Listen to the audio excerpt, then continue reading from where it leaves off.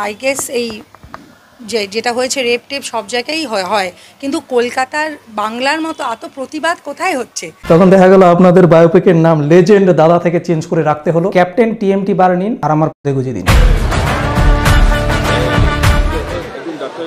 নমস্কার রাজ্যবাসী। যখন কোনো মানুষের হাতে ক্ষমতা এবং টাকা পয়সা অপরিসীম চলে আসে না, তখন হয়তো ধীরে ধীরে তাদের ব্রেনও লুজ হতে শুরু করে। তা না হলে এত টাকা এত পরিমাণ সম্মান কামানোর পরেও কেউ এরকমের কথা বলতে পারে? আরে ধর্ষণ ওটা তো সাধারণ ব্যাপার, ওটা তো দেশের পৃথিবীর সব জায়গাতেই হয় না। আমার মনে হয় না একটা স্ট্রে ইনসিডেন্টে সবাইকে সমস্ত কিছুকে নিরাপদ না মনে করাটা ঠিক নয়।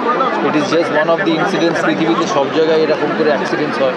পৃথিবীতে সব জায়গায় এরকম করে অ্যাক্সিডেন্টস হয়। পৃথিবীর সব জায়গাতেই এই রকমের ধর্ষণ এবং খুন হয় বলে আমাদের এখানেও হচ্ছে। আর এই রকমের কথাবার্তা শুধুমাত্র ইনি একাই বলছে না, ইনারা বউ পর্যন্তও বলছে। হ্যাঁ, কারণ এত লোক মানে অসুস্থ হয়ে যাচ্ছে, অনেকের প্রাণ হারাচ্ছে, লোকের অসুস্থতা তো আর কমছে না। তো এটা তো আমাদের কর্তব্য মানে করা, যেমন লোকেদের কর্তব্য মানে দেখুন আই গেস এই যেটা হয়েছে রেপ টেপ সব জায়গায়ই হয়, কিন্তু কলকাতার বাংলার মতো এত প্রতিবাদ কোথায় হচ্ছে? মানে এটা তো বাংলার আমাদের গর্ব যে বাংলায় এরকম একটা প্রতিবাদ সব মানুষেরা করছে, এটা একটা বিশাল ব্যাপার। এনাদের মুখ দিয়ে উল্কাপিণ্ডের মতো ভাষণ ছাড়ছে, আর যখন কোনো ইনফ্লুয়েন্সার এনাদের এই কথা নিয়ে প্রতিবাদ করছে, তখন ইনারা আবার সেই ইনফ্লুয়েন্সারদের উপরে পুলিশ কেস পর্যন্তও করে দিচ্ছে। আচ্ছা, এ হলো মিন্ময় দাস। ইউটিউবে 14,90,000 প্লাস সাবস্ক্রাইবারের সিনেমা আপ নামের ইউটিউব চ্যানেল চালায়। তো ইনার গত এক সপ্তাহ আগের একটা ভিডিওতে সৌরভ মহারাজ বাবুকে নিয়ে কয়েকটা কথা বলে, আর তার জন্য সৌরভ মহারাজ বাবুর ভীষণ খারাপ লাগে। আর এতটাই খারাপ লাগে যে সৌরভ মহারাজ বাবু সুধাসুধি লাল বাজারে কমপ্লেন অর্ডার করে দেয়। মৃন্ময় দাস সহ অন্যান্য বেশ কয়েকজনের বিরুদ্ধে নির্দিষ্ট ধারাতে মামলা রুজু করা হয়েছে। একাধিক ধারায় মামলা রুজু করে মৃন্ময় দাসকে নোটিশও পাঠানো হয়েছে। তো চলুন দেখি যে সিনেমা এমন কি কথা বলেছিল, মৃন্ময় দাস এমন কি কথা বলেছিল যে আমাদের বাংলার মহান ধান্দাবাজ বাংলার মহান মহারাজের ভীষণ খারাপ লেগে যায়।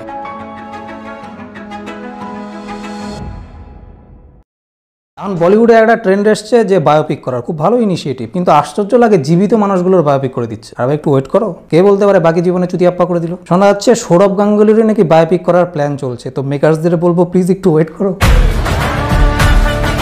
যে মনোভাব দেখতে পাচ্ছি বাকি জীবন।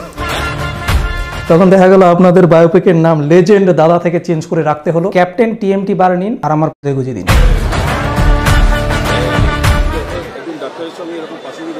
It is just one of the incidents. পৃথিবীতে সব জায়গায় এরকম করে অ্যাক্সিডেন্টস হয়। এটা অ্যাক্সিডেন্ট হবে, এভারেস্ট ডিঙানো যায় কিনা দেখো না, দাদাকে তুমি কি চেনো না? একদিনে চিনলাম। এই হলো মিন্ময় দাসের সেই কথাগুলো, যে কথাগুলোর কারণে সৌরভ গাঙ্গুলির খুবই ব্যথা বেদনা লেগেছিল, যার কারণে গিয়ে এফআইআর করেছিল। তো এবার আপনাদের হয়তো কিছু মানুষের মনে প্রশ্ন থাকতেই পারে যে মিন্ময় দাস যে কথাগুলো বলেছে সেই কথাগুলোকে কি আমি সমর্থন করি? দেখুন, আমি সমর্থন করি কি করি না সেটা আমার মনে থাকতে দিন না। তাছাড়াও এবার হয়তো অনেকে এবার প্রশ্ন করতে পারে যে মিন্ময় দাস যেটা বলেছে সেটা ঠিক বলেছে না ভুল বলেছে। দেখুন, মিন্ময় দাস যে কথাগুলো বলেছে আর সেটা নিয়ে এফআইআর পর্যন্ত হয়ে গেছে, এবার ব্যাপারটা পুরোপুরি কোর্টে যাবে। তো কোর্টকে আর মিন্ময় দাসকে কোর্টেই বুঝে পড়া করে নিতে দিন না, বাকিটা আমরা এদিকে দেখে নিচ্ছি। তো চলুন এবার একটুখানি কম্পেয়ার করে দেখি না যে কে কতটা জঘন্য কথা বলেছে। যে সৌরভ গাঙ্গুলি বলেছে ধর্ষণ ওটা তো পৃথিবীর সব জায়গাতেই হয়। পৃথিবীতে সব জায়গায় এরকম করে অ্যাক্সিডেন্টস হয়। তো এবার আপনারা বলুন তো যে সৌরভ গাঙ্গুলি যেটা বলেছে সেই কথার থেকেও কি বেশি জঘন্য কথা মিন্ময় দাস বলেছে? আর শুধু এই নয়, শুধুমাত্র সৌরভ গাঙ্গুলি নয়, সৌরভ গাঙ্গুলির ওয়াইফ, যার কাছে বড় বড় মেয়ে থেকে বাচ্চা বাচ্চা মেয়ে পর্যন্ত নাচ শিখতে আসে, ডান্স শিখতে আসে, তিনি পর্যন্ত ও বলছে যেটা হয়েছে রেপ টেপ সব জায়গায়ই হয়। তো এবার আপনারা বলুন না, একদম নিরপেক্ষ হয়ে বলুন না যে আসলে কারা সব থেকে বেশি জঘন্য কথা বলেছে, সৌরভ গাঙ্গুলি এবং তার ওয়াইফ নাকি মিন্ময় দাস? কারা? যেটা হয়েছে রেপ টেপ সব জায়গায়ই হয়। একবার ভাবুন, শুধুমাত্র জাস্ট একবার ভাবুন যে একজন মহিলা হয়ে তিনি এরকমের কথা বলছে।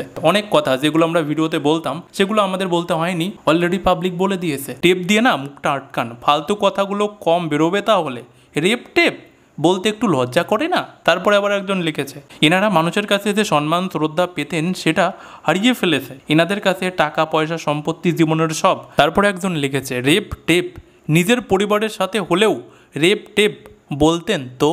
তারপরে আবার একজন লিখেছে ম্যাডাম আপনার মেকআপ কম হয়ে গেছে।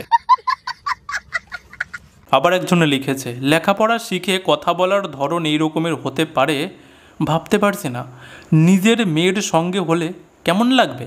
যে পরিবারের সম্মান আকাশ ছোঁয়া ছিল, আকাশ ছোঁয়া, সেই পরিবারের লোকেদেরকে আজকের দিনে জনগণ এইরকমভাবে এই সমস্ত কথাবার্তা শোনাচ্ছে। কেন শোনাচ্ছে জানেনি?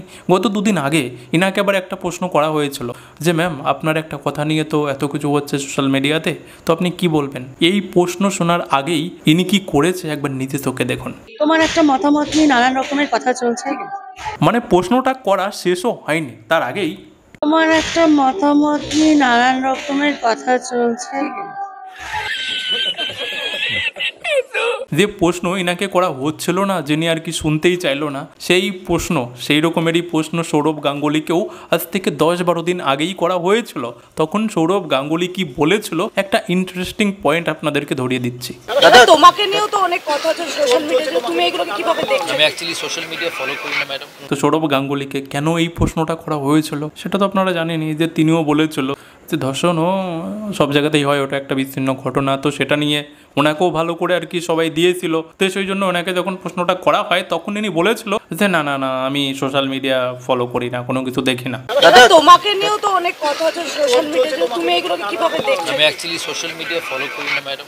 ইনি সোশ্যাল মিডিয়া ফলো করে না, কিন্তু এনার বিরুদ্ধে যদি কেউ কোনো ভিডিও বানায় না তাহলে তিনি সেটা অটোমেটিক্যালি জানতে পেরে যায় এবং তারপরে অটোমেটিক্যালি থানায় এফআইআরও হয়ে যায়। ইনি কিন্তু সোশ্যাল মিডিয়া ফলো করে না।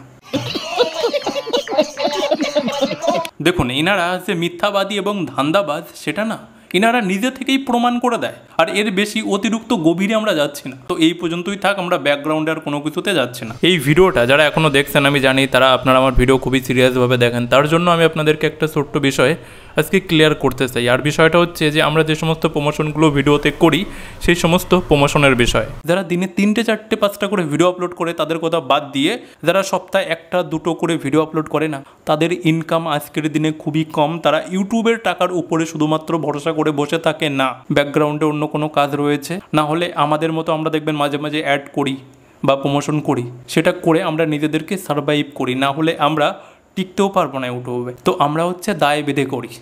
আমি আপনাদেরকে ওপেনলি বলছি যে আমি যদি কখনো কোনো বেটিং অ্যাপসের প্রমোশন করি না, আপনারা সেখানে রেজিস্টার করবেন না, আপনারা সেখানে ক্লিক মিলিক করবেন না। ওতে খুব একটা বেশি লাভবান হওয়া যায় না, ইনকাম করা যায় কিন্তু আপনাদেরকে সেই সমস্ত ট্রিক অনেক মাথা খাটিয়ে জানতে হবে, তারপরে আপনারা ইনকাম করতে পারবেন। বেটিং অ্যাপ থেকে টাকা ইনকাম করা সম্ভব কিন্তু ভীষণ কঠিন। সেজন্য আমি আমার দর্শকদের বলে দিচ্ছি যে আমাদেরকে সারভাইভ করার জন্য না, আমাদেরকে ভবিষ্যতেও অ্যাড করতেই হবে, যেটা বাস্তব সেটা আমি আপনাদের সামনে বলে দিলাম।